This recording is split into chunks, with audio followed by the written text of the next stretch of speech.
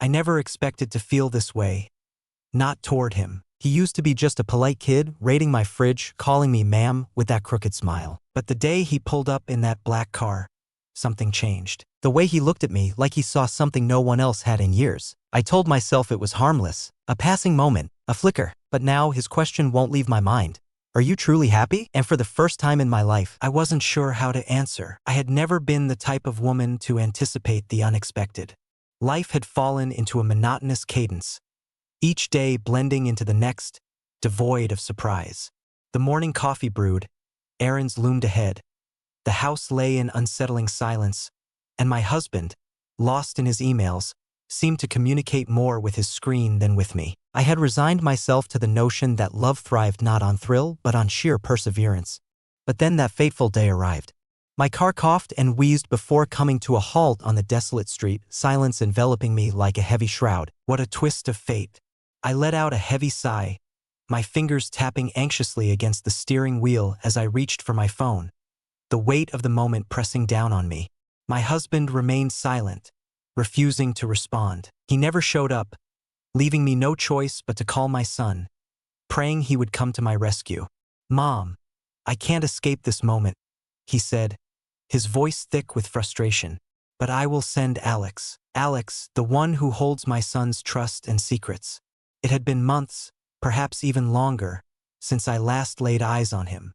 He had always been a polite, lanky kid, his presence a mix of innocence and mischief, raiding my fridge on weekends while addressing me as ma'am, a teasing grin dancing on his lips, hinting at something deeper beneath the surface. Yet I found myself cornered, compelled to embrace the assistance offered. 15 minutes later, a sleek black car glided to a stop and Alex emerged, the air thick with anticipation. Yet he was no longer the boy etched in my memory. He was no longer the same. The awkward teenager had vanished, giving way to a striking young man, broad-shouldered and undeniably handsome, radiating an air of confidence that commanded attention. His dark hair fell in disarray, his jawline sharper than ever, and an undeniable shift in his presence lingered in the air. For a fleeting moment, I found myself grappling with the stark contrast between the image of him etched in my memory and the man who stood before me, a living embodiment of confusion and uncertainty. "Good afternoon, Mrs. Hayes," he said, his smile bright yet laced with an undercurrent of uncertainty. "Seeking a boost?"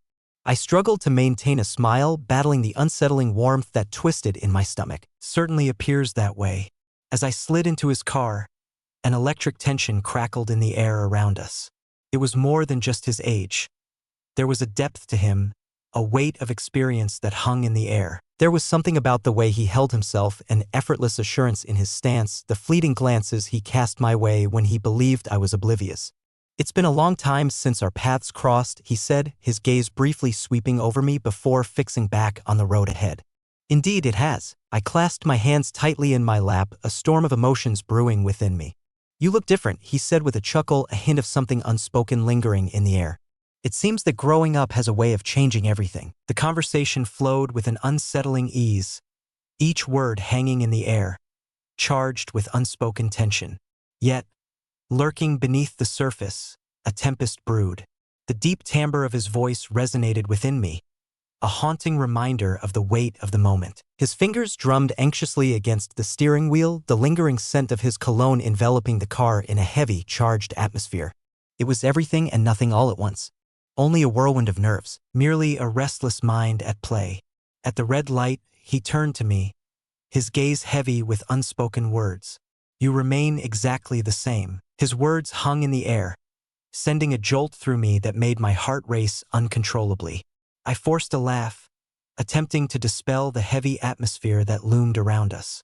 "That's the reality that unfolds as you reach a pivotal age. You simply resign yourself." His jaw tightened imperceptibly, yet silence hung heavily in the air.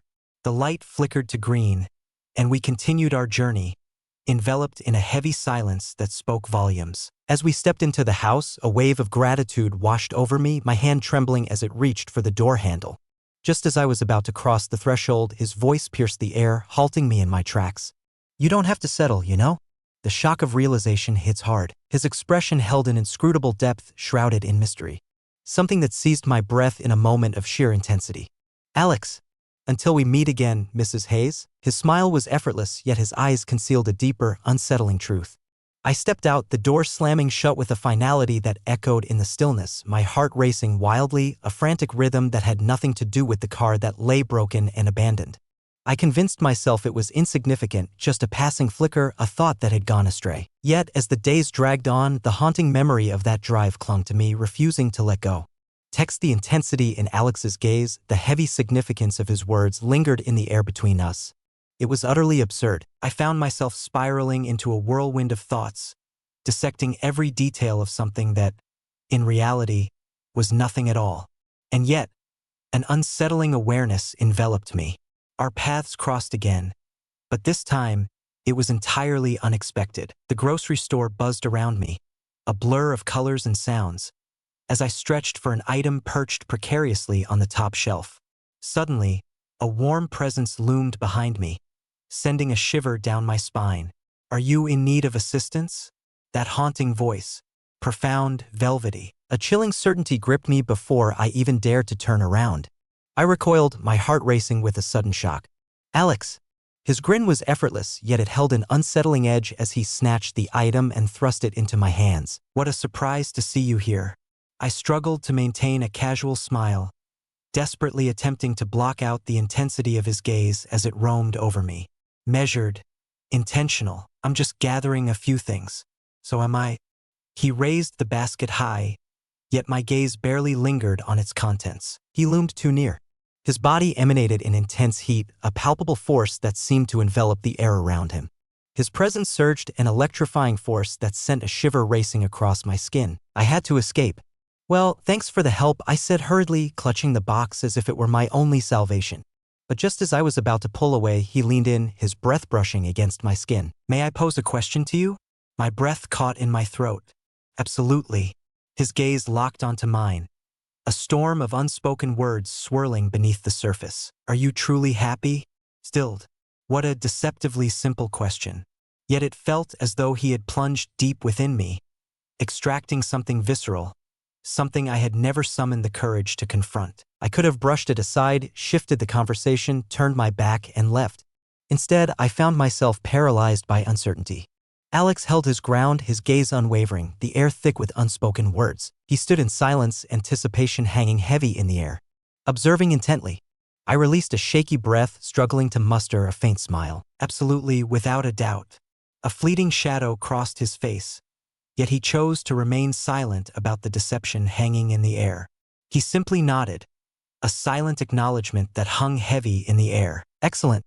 Then, as if attuned to my desperate yearning for freedom, he retreated, creating an unbearable distance between us.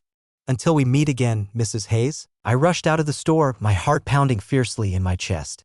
That night, I found myself at the dinner table, my husband sitting directly across from me, the air thick with unspoken words. His eyes were locked onto the screen of his phone, a low murmur escaping his lips about work, tension thickening the air around him. I responded instinctively, my own voice barely registering in my mind. "Do you truly find joy in your life?" Alex's question haunted me, echoing in the corners of my mind. Days dragged on, yet it continued unabated. Each time I glanced at my phone, a surge of anticipation coursed through me, a desperate hope flickering within, only to be met with the haunting silence of a message that would never arrive. I tried to convince myself it was absurd. He was a friend of my son, youthful, unyielding, engaging in a game that I know I should avoid. Yet another twist of fate.